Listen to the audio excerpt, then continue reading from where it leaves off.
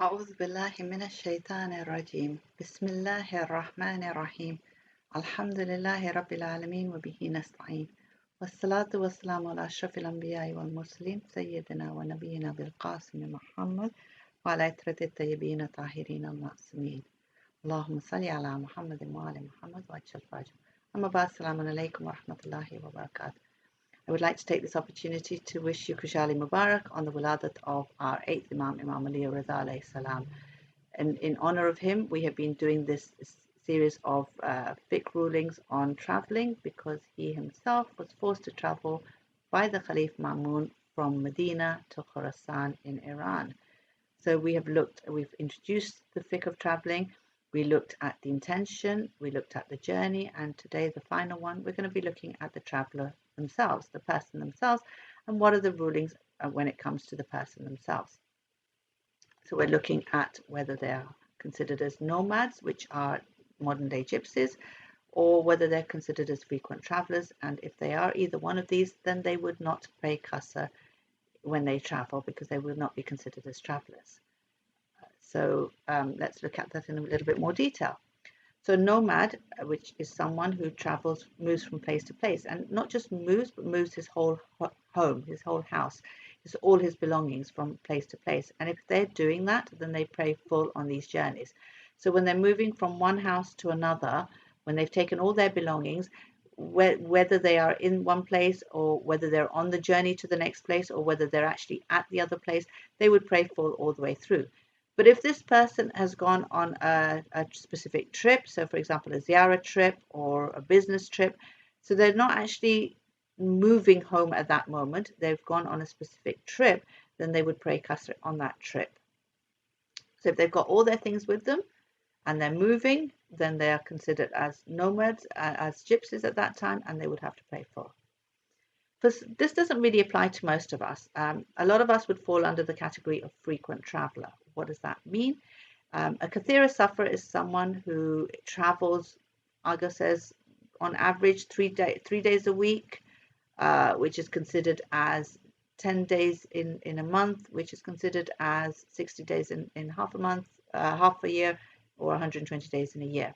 So that's on average, and it can be for work, it can be for recreation, it doesn't matter what the reason is. So even if I'm traveling for work, so for example, I live in London and I travel to Milton Keynes every day for my work, then I would be considered as kathira safar. If I travel there for 3 days in the week, then again I would be, if it's on a weekly basis, every 3 days in the week I am traveling out of London 8 farsakh away, then I would be considered as a frequent traveler, as a kathira safar. If I am traveling 10 days in a month, so it may be short trips, but I'm traveling 10 days in a month, or I'm traveling 10 times in the month, or I'm traveling specifically 10 days.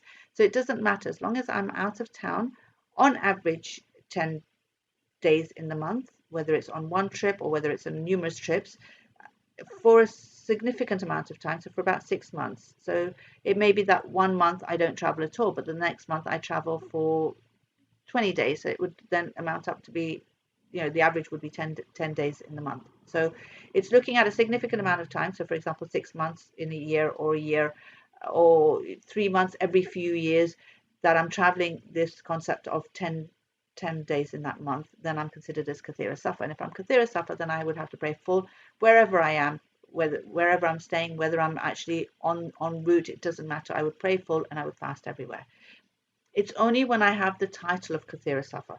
So Aga says for the first 2 weeks of your journeys, when you start your journeys, you're not actually kathira safar at that point because you thought you will be, but you haven't actually started traveling. So he says at that time you should pray qasr and full for every salah that you need to pray qasr for. So for example, I would pray Fajr, normally I would pray Zuhur and Asr Qasr and Zuhur and Asr full, and I would pray Maghrib normal and Isha Qasr and full. Aga says this is an obligatory precaution, so I have the option to look at the next most knowledgeable marja and see what his ruling is. He also says that if I do not make it to 10 days and on average it works out to be about 8 to 9 per month, then I have the option of adding another trip on and making it 10 days in the on average in the month, for the 6 months or the year. Or if I don't do that, then I would have to actually then pray Qasr and full as an obligatory precaution. So the same thing again, where for Fajr I would pray normally, for Dhuhr and Asr I would pray Qasr and full, and for Maghrib I would pray normally, and for Isha I would pray Qasr and full. So if it works out that I'm traveling 8 to 9 days on average per month for about 6 months or a year, then in that 6 months or that year, I am, as an obligatory precaution, I have to pray Qasr and full, or I look at the next most knowledgeable merger, or I can add another extra trip on, so that on average it works out to be 10 days per month for that significant amount of time. Inshallah, this has made it a little bit easier for us to know the fiqh rulings of traveling. If there are any questions, please do email me at alima@hujjat.org, and I will inshallah answer your queries.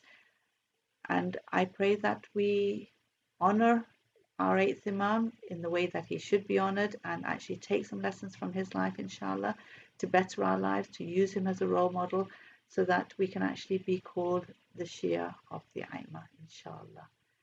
Thank you for joining me on this journey of back to basics of the fiqh of travel, the fiqh of the traveling. Inshallah, I will see you next time when we look at another topic in Back to Basics. Jazakallah khairan. Assalamu alaikum wa rahmatullahi wa barakatuh.